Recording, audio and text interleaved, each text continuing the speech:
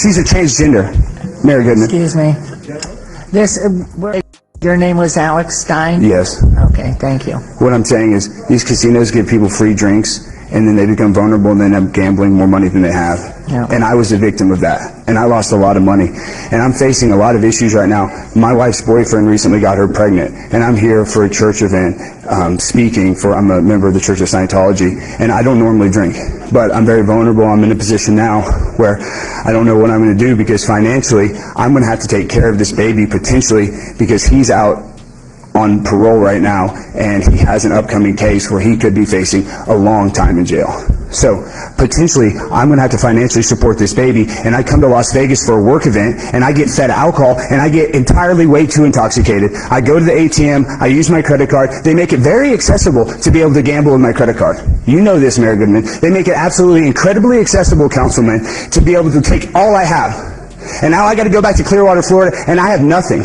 But the vulnerability of the tourists that come here, like myself, you're preying on people like me.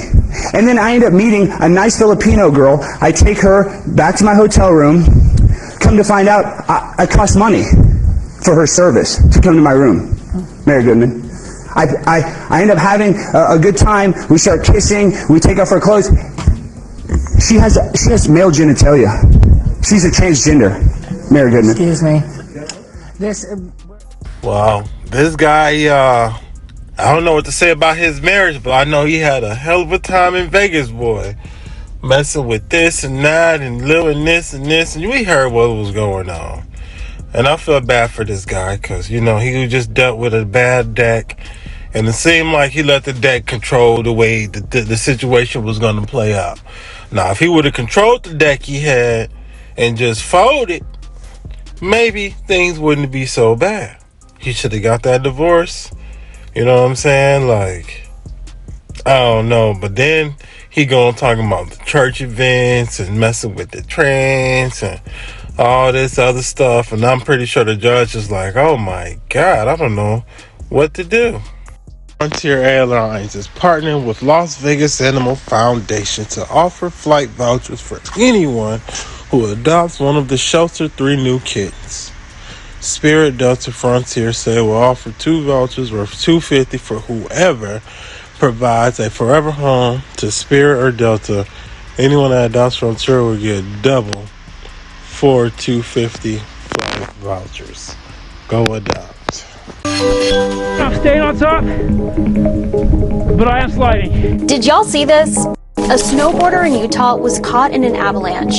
He came to a stop after he slid almost 300 feet. His helmet cam getting the whole thing on video. Definitely spooked, but there's just no time to freak out. Blake did what experts say to do and started to swim on top of the snow. And he's got some other tips in case you're ever in this situation. A ton of snowfall across the West has increased the chance of deadly human-caused avalanches. At least 6 people have already died this season.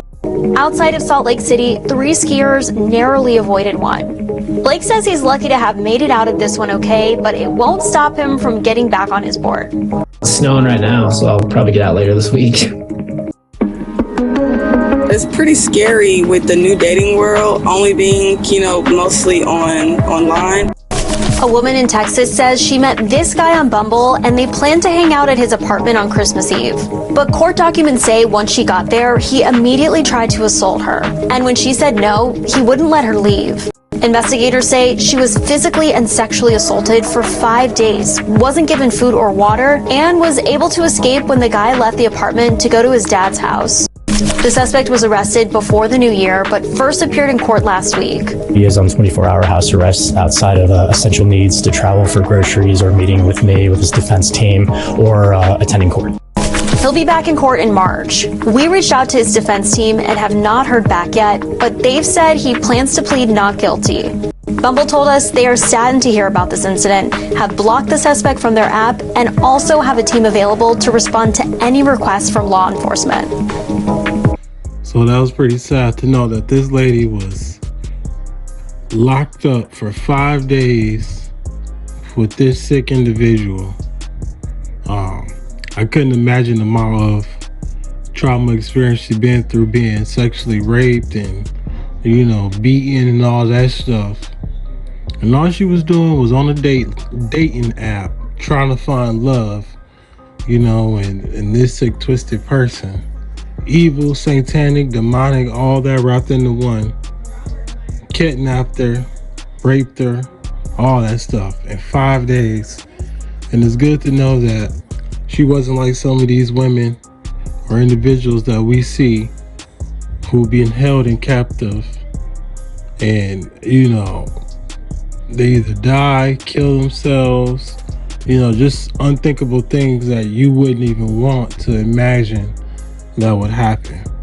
Luckily, she only had to deal with it for 5 days, which I'm pretty sure seemed like forever, and she was able to get away and get free.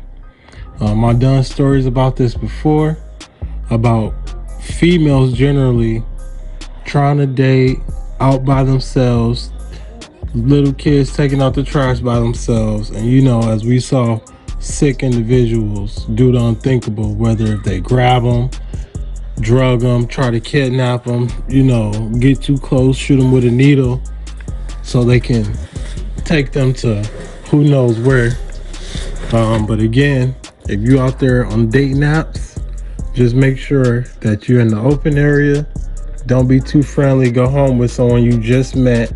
And even if it's a month to 3-6 months, make sure you fully know this person before you move any further, because you never know what kind of background this type of person came from.